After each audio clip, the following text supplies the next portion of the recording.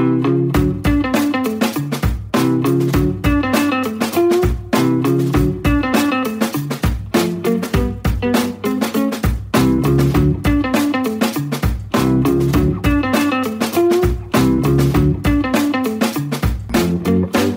are listening to Ideas Untrapped with Tobi Lawson.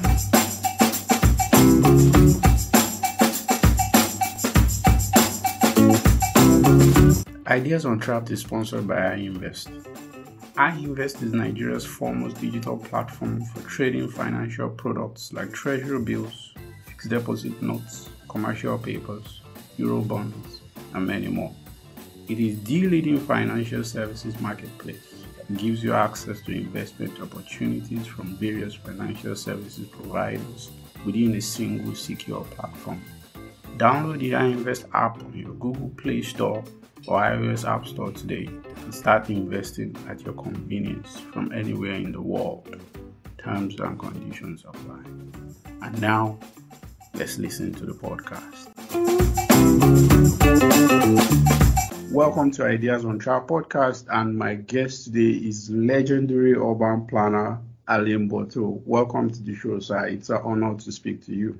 Thank you very much for inviting me. I'm quite honored. You are aware that some of the biggest cities into the future are going to be in the so-called low-income countries because urbanization is exploding in cities like Lagos, Kinshasa, and these cities are a bit different from some of the cities in other places around the world, especially in the West, in that they are lower income, they are a bit congested, they don't have much density, and it's a challenge for such cities having to host that many people. Now, if I may ask you, what would you say the problem has been in making some of these cities work? Are we seeing a failure of markets or planning, or a bit of both? I think that there are sometimes market failures, but I think that there have been a neglect of infrastructure. For me, a city, and that's, I think, common to all the cities of the world, whether they are, in Europe, in America, in Africa, or Asia, the main things are cities are labor markets. That's why people go to cities, to find a job. And that's why a big firm will go to Lagos. They will go to Lagos rather than a small town somewhere. They will go to Lagos because they will find in Lagos people who are competent in whatever they want to do. They will find a large labor force. They will have a lot of choice. And so if I am a migrant living in a small village somewhere in Africa and not necessarily in Nigeria, I may want to go to Lagos because I know there are a lot of jobs there. So if we accept that a city is a labor market, the most important thing are two things. First is transport. You should be able to move in this large city. Within an hour, you should be able, ideally, to go from one side to another side in order to find the job you want and change job. Changing job also is very important. That's why company town, sometimes you have a mining town or a town developed along a steel mill or something.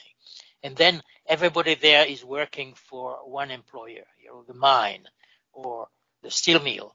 This is not very good because you have no chance of changing job. I think the advantage of very large city like Lagos or Abidjan or Dakar is that there are so many employers that you can feel your way. You can change job and learn things from other people. That's what's a city. Now, what the planning should be? Planning should be transport. There should be a system of transport. And when I say transport, I don't mean necessarily a subway. Subway sometimes is necessary, but not always. It could be informal transport, the different minibuses, for instance, or things like that, which are private. But the planners very often consider them as a nuisance, that they are a little messy. They stop everywhere. Sometimes they don't follow the rules very much. But if they are there, it's because there are people who prefer to take this informal thing rather than a regular bus. So we have to take them into account. And we have to make them more efficient, by having a specific stop where they can stop, which is wide enough and things like that, rather than eliminate it. So the first thing is transport. The goal is to allow people to move from one part of the city to another in less than 1 hour. Now, in a very large city like Lagos, I suppose it's a bit like, say, a city like Mexico City. You'll find that this is impossible right now. From one side of the city to, let's say you go from north to south, it may take you 3 hours to go there. The goal is to decrease this time. How do you decrease this time so that you can have access? Any individual should have access to the maximum number of jobs. And it's the same for the employer. The employer, when they look for employees, if they move to Lagos, suddenly they need somebody who is specialized, I don't know, a welder, for instance, somebody who is very specialized in something. They want to have a choice between competent people.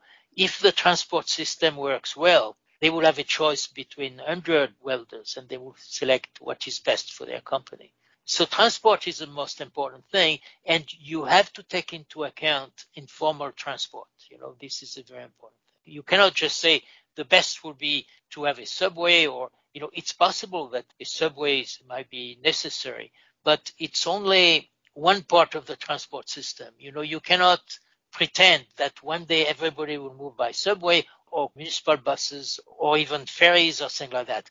All this mode of transport have to be combined and thought together, including cars, by the way. Many of my colleagues now are dreaming of cities without cars. I don't think it can work, because first you have freight and you have certain jobs which cannot be done without a car.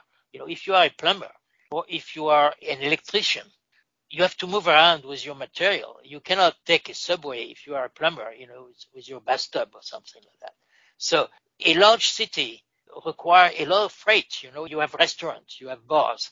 You need to bring food to those restaurants, to a bottle of beers, things like that. So you need a transport system which accommodates all modes of transport.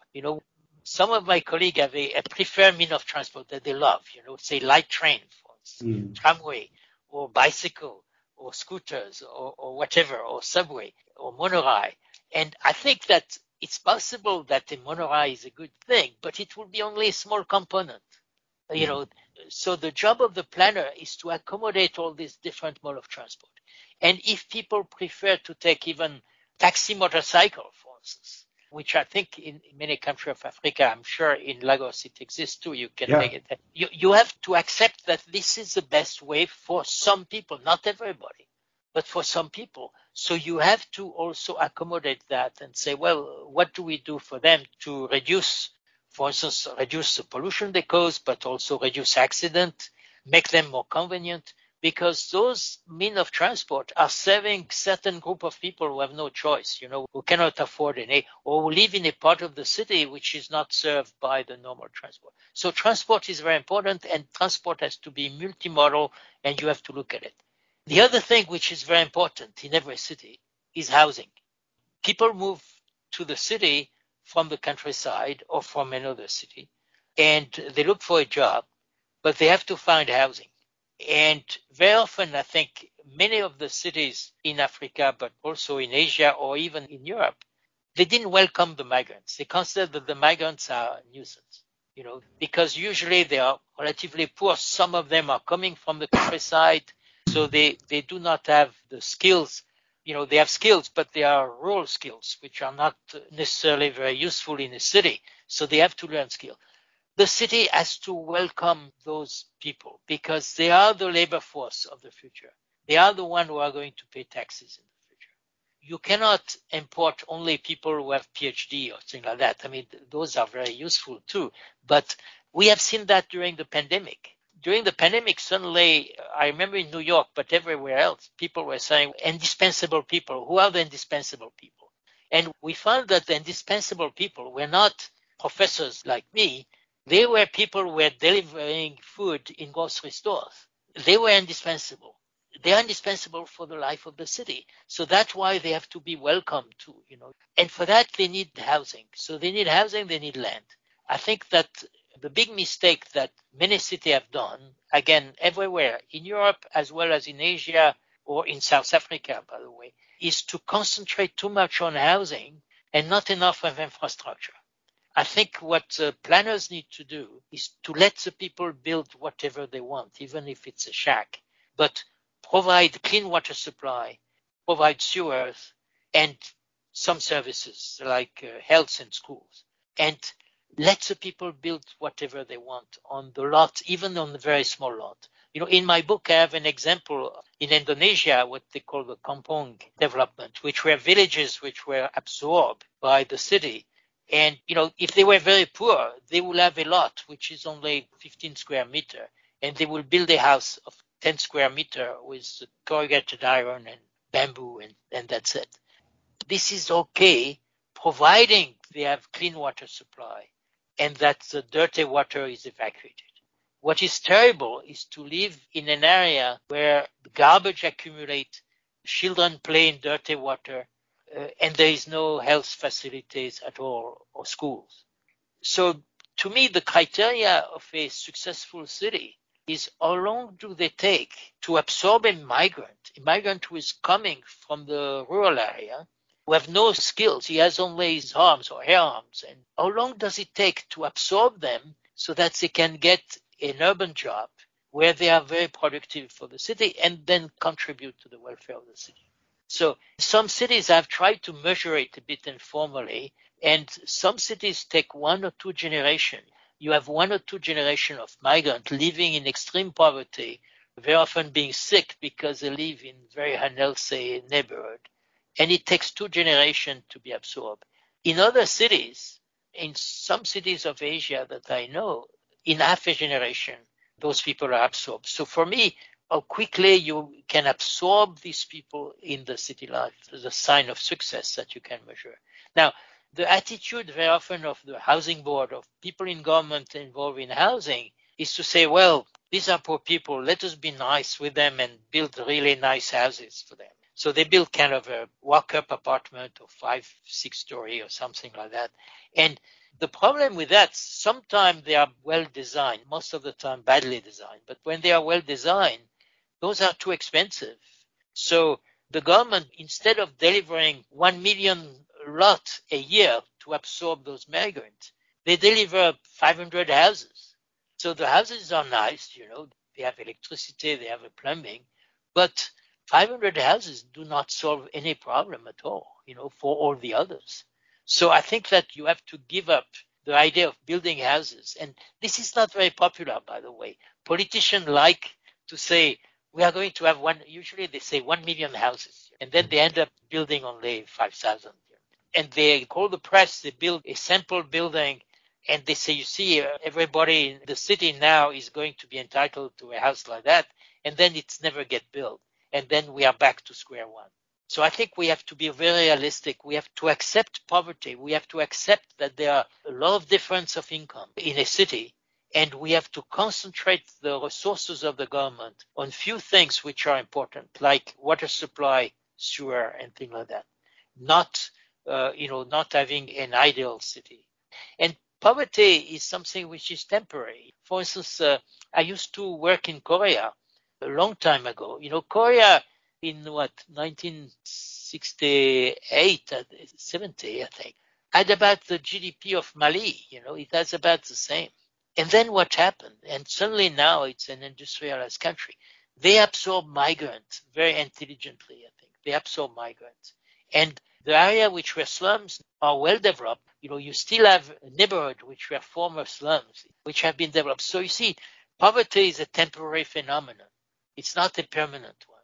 And you have to accept it when it happens, but then slowly make the people employed. So slowly they will emerge from poverty.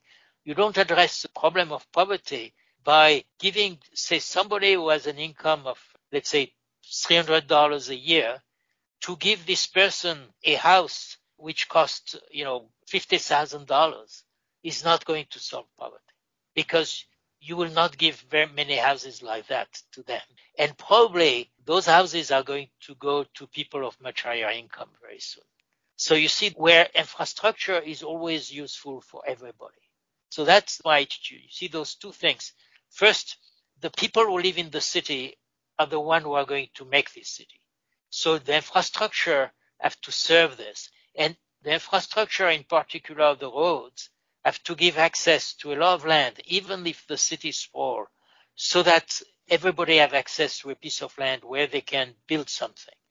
If originally they build a shack, which is not very nice, doesn't matter, providing they have an infrastructure which allow them to stay healthy and to have access to jobs eventually.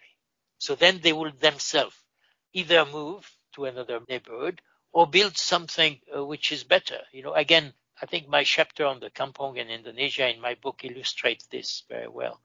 I'm going to come back to cities as labor markets later, which is one of the most powerful insights I got from your book.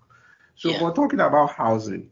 For example, in Nigeria, it is popularly reported that we have a housing deficit of 17 million households. There are so many independent estimates that put the number higher than that. How do we, especially in the face of rapidly increasing urbanization, how do we increase urban housing at a big enough scale? Do we have to democratize land markets in some of these cities? Yes. For example, in Nigeria, we have a land use act that places the ownership of land solely in the hands of government, though there is an informal land market, but it's, of course, largely informal. So do we have to democratize ownership? And would you say the ideas of Hernando de Soto will be useful here? Like, we need to absorb more people into the formal land registry. Right, yeah. I like your idea of democratizing the land market. That's exactly what you have to do. Now, how do you do that? I will give you an example in Indonesia where I worked again. When the government started investing in the kampongs, which were slums at the time, pretty bad slums actually, but providing the infrastructure in those slums. I was working for the World Bank at the time, and we insisted that they should survey this informal area and give a tenure to everybody, even people who had only, say, 10 square meters of land. And then the Indonesian told us that will cost a lot of money. It will be very, very long to do because, all the streets are crooked and things like that. Very difficult to survey. And they say, why don't we just accept the informal market? And, it took a long time for us to accept. And then we accepted it. And then we realized that after people were giving water, clean running water in those slums, they had a bill to pay for water. And the bill was a substitute for tenure, because they have an address. You have an informal market, which become formal because it was legal, because people could do it. So you have to legalize. It doesn't mean necessarily that they have to have a registry in the cadastre, in the formal cadastre, because that may take 20 years. You could consider, in a way, the kampong in Indonesia, you consider an entire neighborhood as a condominium. So it's a condominium, and within this condominium, you establish the rules which are specific to the condominium, and then let people trade. They know what is the boundary of their lot. Usually they are very small, and everybody knows that. And say if you have 3 or 4 witnesses, you have a piece of paper. And little by little, then you could more formalize it. But I think that recognizing the informal trading of land, make it legal. And including, by the way, we found then in the compound that even banks now accept as a title just the water bill. There is a water bill, Mr. So-and-so, during last 5 years had paid his water bill at this address. And, you do not have a formal survey, but the lot is, say, 50 square meter. And a bank will accept that as collateral, because it's recognized by the government. It's not, it's not going to be bulldozed. The problem with informal settlement is that sometimes the government will just go through, bulldoze the area, or put a highway through, and do not compensate people because they do not recognize the legitimacy of their claim. And so if you do that, then of course you create an enormous uncertainty on tenure. You do not encourage people to invest in their own neighborhood. And of course, bank will never touch it because, if they loan something and then a highway goes through and there is no compensation. So I think that integrating the informal sector, not necessarily making it formal in the sense that they have to follow the same rule as a formal, but have special rule for the informal sector to make it legal. And then look at land use regulation. That's been my problem all over the world. And that's true, by the way, in New York or Paris, that there are standards for housing which are not really reflective of what the people want. For instance, in New York, the government imposed by regulation larger apartments than what people want. There are a lot of people now in New York who are living alone or are a small couple with only one child or no child, and the regulation do not reflect that those people will be very happy to live in a studio, and they are not allowed to build a studio. So I think it's the same in developing country.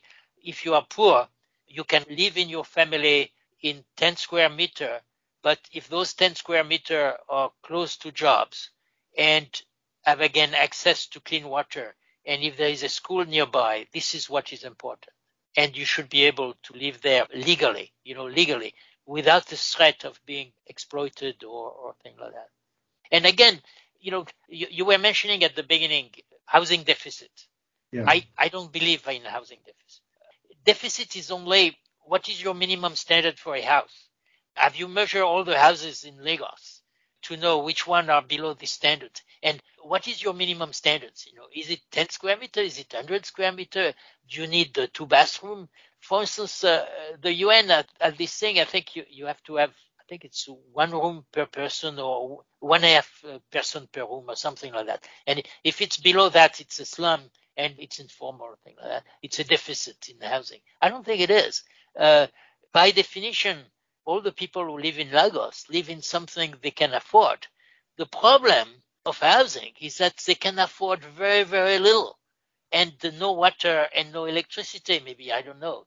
And so you have to increase the consumption of housing of the people who are already living there.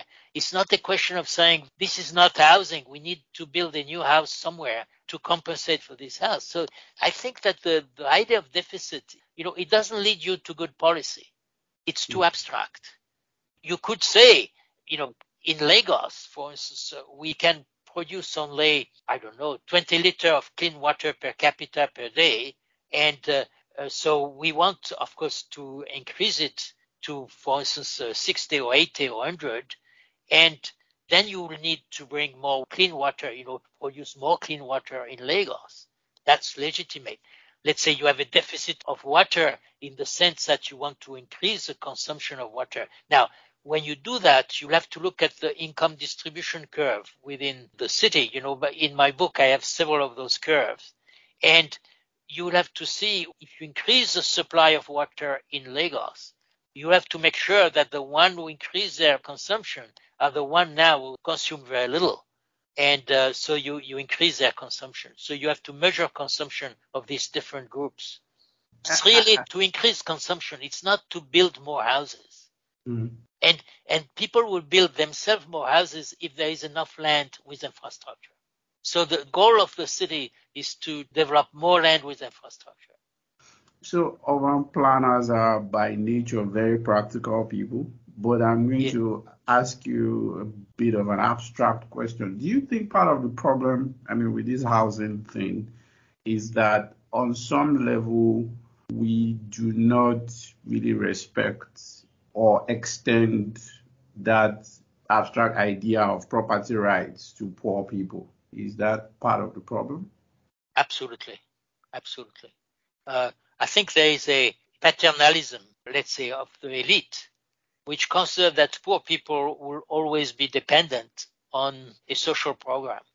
And in a way, you have a society who largely live from markets, but then you try to condemn the poor into a kind of non-market things, like putting them in public housing or saying, well, wait for public housing. We are going to provide you with public housing. Don't worry about it. So they are in a socialist system where with no property right, their property right is going to be given to them by the government. It's not something they will acquire by themselves. So you have these two society, and then it creates a poverty trap for the poor. They cannot escape because they never accumulate capital. They cannot invest in their own house because their house belongs to the government, doesn't belong to them. So I think that, yes, it's a problem of property right. And very often also many cities recognize property right only if you have a lot developed very formally of a certain size. They will not allow people to own land if the parcel is not at least 200 square meter or 500 square meter, I don't know. And this is not correct. If somebody owns 100 square meter, you should recognize that this ownership is 100 square meter. Because if not, if you put this minimum threshold of ownership, that means you exclude from ownership half of the population of your city. And you make them live in a way, in a non-market economy where the rest of the economy is working on market. Let's talk a bit about density. So Yes. When I travel to New York City, I enjoyed the fact that from my hotel, I can access a cafe, I can access a cinema, I can go to my appointments, possibly all within a walking distance of 15 to 20 minutes. Yes. That is something that I don't have in my city. Sometimes if I want to see a movie from my house, I have to drive sometimes 2.5 hours. Right. Yes. So how can cities in I don't like that phrase developing world, but that's what I Yeah, use I for don't now. like it either. Yeah, I don't like it either. I don't like it. So how can our cities, and by us I mean cities like Lagos and co, better optimize for density? Or I'm also seeing ideas by some other planners or thinkers in that space saying that perhaps some of these cities have to give up on the idea of density altogether. So controlling densities. Yeah, you see, every land use regulation control density tend to put density down always. You have minimum lot size. So some people would like to have a small lot, but they are obliged to have a bigger lot because that's the regulation. And then you have floor ratio or maximum height of building. I think that the height of building should be removed. So planners say, but if we do that, we will not have the infrastructure to serve higher densities.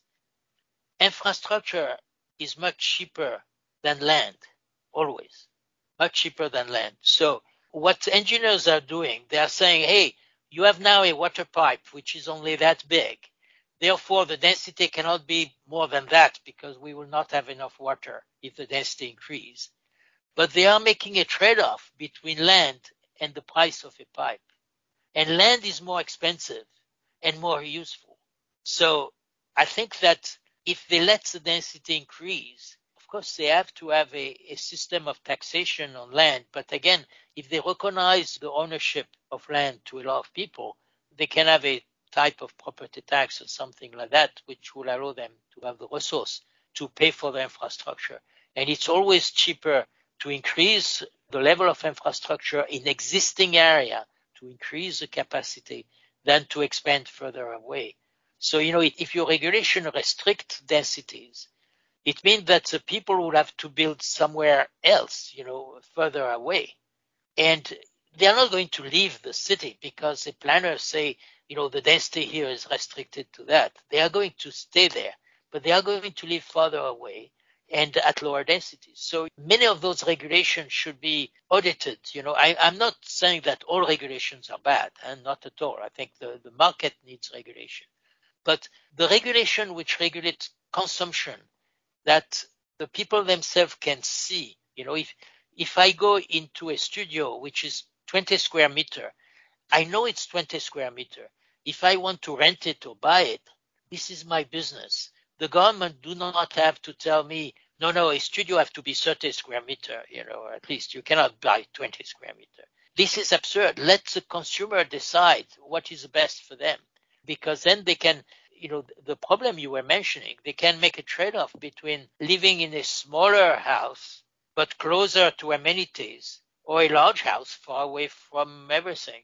Some people may prefer that. So regulation restricts the choice. And of course, regulation, because they have this minimum consumption standards, if you look at the income distribution curve, those minimum construction standard, housing standards have a cost. So they eliminate automatically maybe 50% of the population from anything formal. Informality is really created by regulation, by the way. It's not created by anything else. I want to talk about perhaps maybe there is a kind of market failure in Yes. trying to deliver density.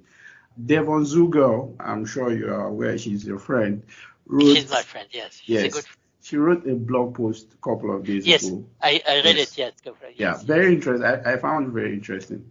So, and I mean, while reading that, because I like to, Devon, at the last line of her thing, she says, I have not discussed regulation. And my experience is that most of the inconsistency or contradiction of densities in cities are due to regulations. And I will argue with her about that. That she has to do a blog on regulation. yeah.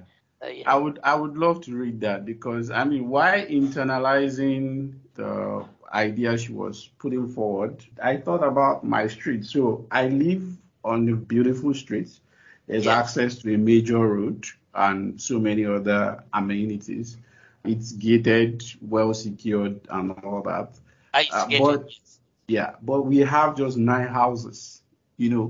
Landlords build these huge compound houses.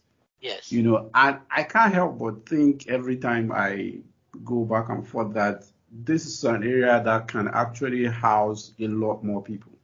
So would you say that's a failure of market? Because I think that equilibrium came to be because the first settlers on my streets preferred building for space as opposed to access.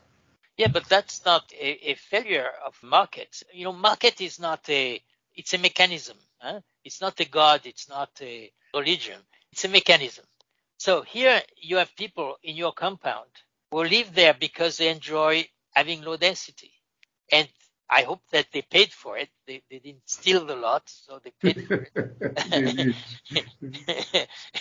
And so they reflect the market. At a certain point, if there is demand for higher density there, a developer will come to your compound and say, I'm making a deal with you. I will give you that much money and we are going to build more houses there. Unless there is a regulation which says you cannot have more houses there, or unless the water company tell you we will never provide enough water in this area for higher density. There are market failures, by the way, but I don't think that density is part of market failures. I think market pretty rational densities if they are free to. So let us talk about market failure. For instance, pollution is a market failure. There is no way to decrease pollution directly through market. I mean, you can do it by taxing, polluting car more than non-polluting car. This you can do, but you have to address it through market mechanism. But the market itself is not going to create a non-polluting thing. The same with global warming. You have to price carbon. The government has to put a price on carbon because the market will not going to put a price on carbon. That's clear.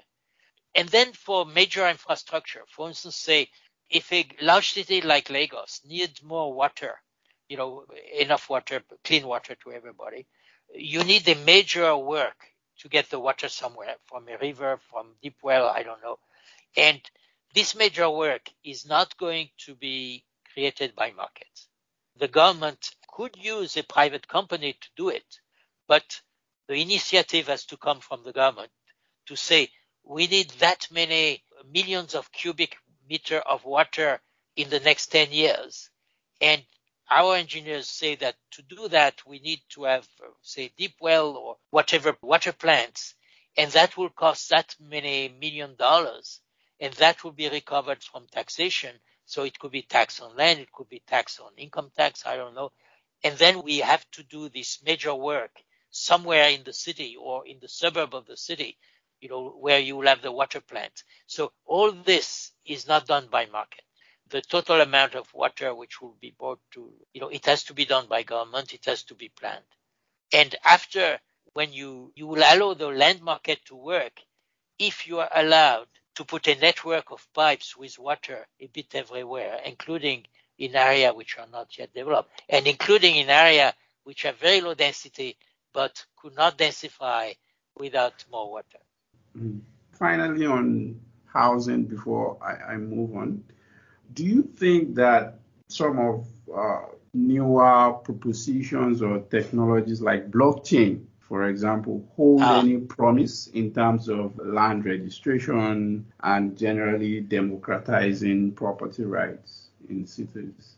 It's quite possible. I am not knowledgeable about, I'm very interested and intrigued by blockchain, but I have not seen yet example. But it's quite possible that, yes, this could do it, yes. I was, at the beginning, I was talking about the problem of formal cadastres, the traditional property right given by cadastre, where you have a surveyor from the government, start taking things. And this is very slow. It's very costly to do. It's possible that there are better way of doing it. And it's possible that blockchain will be, but I've not seen example yet, but it's possible. And it might be a good way to start in a city like Lagos, just to try it, see it. Interesting. So let's talk about charter cities. I know you're very good friends with Paul Roma. Yes. I became intrigued by the idea when I first saw his presentation, and I've sort of followed how that idea developed. But first of all, why do you think some of his projects failed? The one in Honduras and Madagascar. Yes. Yeah. What do you think were the pitfalls? Because government were not ready to allow a charter city. They saw that as just a new real estate development, and they thought that they could control it. And if the existing government control it, it means it's going to be a traditional city. It's not going to be a charter city. I think that in Honduras, it was very clear. In Madagascar, I'm less aware of the details, but Honduras, I follow that. By the way, there are several new charter cities in Honduras now. I'm curious to see if they will succeed or not. Actually, Devon is involved in one of them. And I'm curious. Sometimes I'm a little uneasy when I see that one of the first things that the promoter of a new charter city is asking a big architect to put a design first. To me, a charter city is, again, developed land. And the possibility that you were talking about at the beginning, democratize land ownership. That means that if you move to a charter city and you want to open a small restaurant where you will sell sandwiches to workers, you should be able to either rent or buy a little piece of land where you will build your restaurant. You should not go through the government and say, I want to open a restaurant, please give me a permit or thing like that. So for me, a charter city is first a layout of streets, not building. It's a layout of streets where you can buy very small pieces of land. And you can buy some big one, maybe a department store or an office building. So they want a big lot, that's fine. But there should be small lots available to people who move there. Because, again, the indispensable people are not only bankers and architects and lawyers. Indispensable people are the people making sandwiches. And so I think that one of the problems is that they have to start with the layout and making land available to all sorts of people, including very small lots. And I think that will work. Now, my argument with Paul, for you, the first part of your question, when we first discussed it, when we start working together, and he told me, well, we think that we could do 50 charter cities, My first reaction is cities are dictated by location, and they are not anymore location for 50 cities now. The good locations are all taken. So if you want to start from scratch, you go to the countryside and, you have some farmers there even, and you say, oh, the land is very cheap there because, there is nothing. Why don't we do a charter city? In Lagos, land is so expensive. Don't forget that a city is people. It's not the sewer. You are not going to move to a city because it has a nice sewer system. You are going to move to a city because there are jobs, because there are other people you want to work with or be friends with. So the problem with any new city is, who is the first one? Would you leave Lagos for, let's take Neom in Saudi Arabia, the city that the Saudi want to do. Yeah. So if I told you, okay, in Neom, we could give you a house for $50,000 in Neom, and it has this fantastic infrastructure. Would you leave Lagos to go there? Unless you know how many people are already there. Are you going to move by yourself or with your family? And you don't know if the schools are working. You don't know if there are restaurants or bars there. Well, bars in Saudi Arabia is always a problem. But and so you see, that's a problem. I have an example. We explained the problem of a new city in South Korea. They thought that Seoul was too large, and they thought that they would build a satellite town which will be self-sufficient. So they calculate how many jobs they will need, how many housing, and the Koreans are very good at that. They really plan it extremely well. It was financed very well too. They match exactly the number of jobs, and they use the demographic, everything. And they are very good at logistics too. So they build the school, the sewer, the transport, the buses, all at the same time and well done. And it was a nice architecture. So the idea was it will be self-sufficient, that the people who live there will work there. When the city is fully built and inhabited, they found that 90% of the people who live there commute to Seoul. They work in Seoul, but they live in the new city. And the people who have jobs there, they come from Seoul, they live in Seoul, but they work in the new city. Why that? Why they didn't manage to match the thing? It's a question of the first inhabitant. When the plan is finished and the thing is ready to be sold, they told firms in Korea, well, if you want to establish yourself here, you could have a factory of this and it will cost that much and you will pay that much for electricity. So very attractive. So a firm say, hey, we are in Seoul right now, but we want to expand. And in Seoul, we cannot expand because land is too expensive. So let's move to this new city where we'll have something more modern. Now, this firm, if they have the money to move to the new city, completely new, it means that they have already employees. They have already a business. So they are not going to fire their employees and say, we are going to recruit entirely new employees. So the employees which are already in Seoul working in the old site are going to commute to this. Now, why don't they say, oh, we have this new job there and we are going to move in an apartment in the new city? Because where they are now, maybe they have their mother-in-law who is babysitting their kid and they cannot move. Or maybe they have a school that they like a lot for their children and they don't want to move their children to a new school which have no record. There are a lot of reasons why people don't want to move. Or maybe because they are a couple and one of them is working in the neighborhood and do not want to commute. So the new firms are attracting existing employees from outside.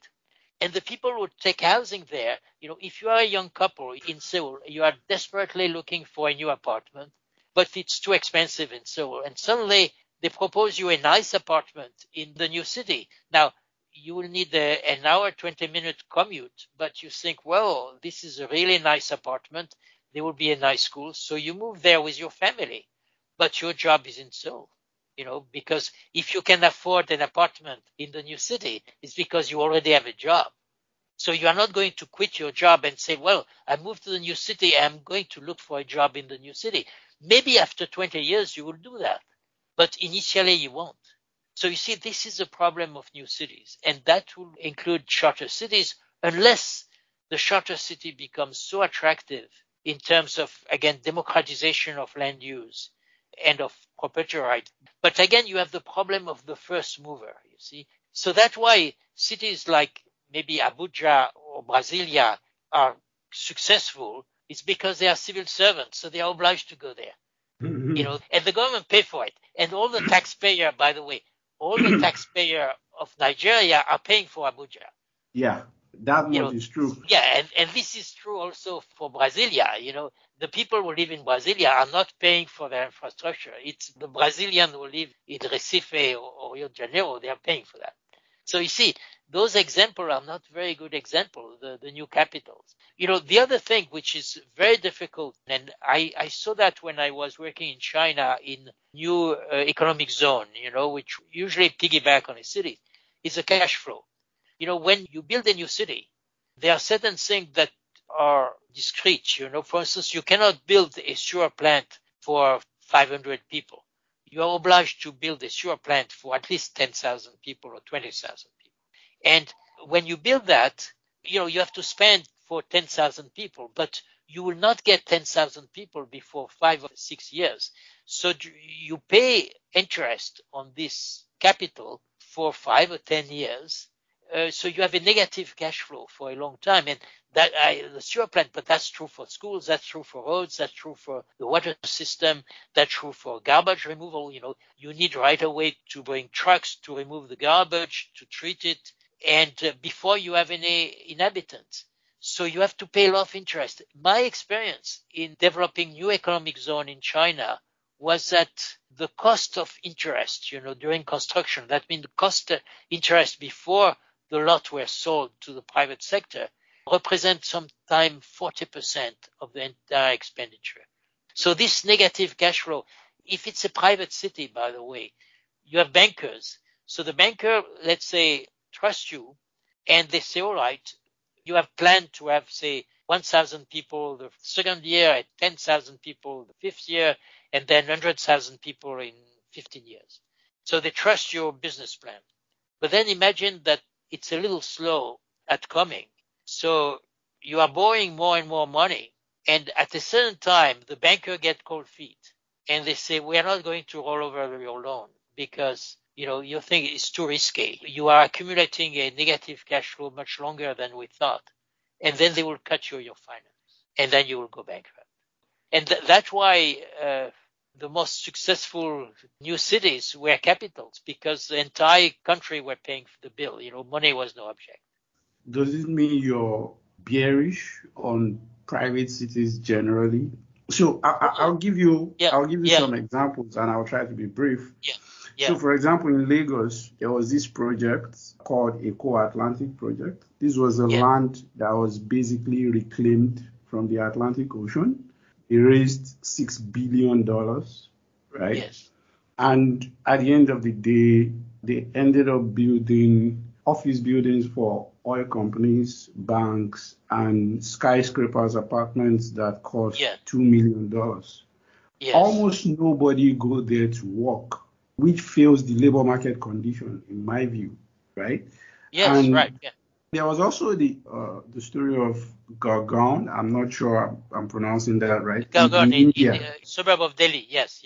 Yeah. So where maybe it was partly driven by the labor market, tech workers and private firms.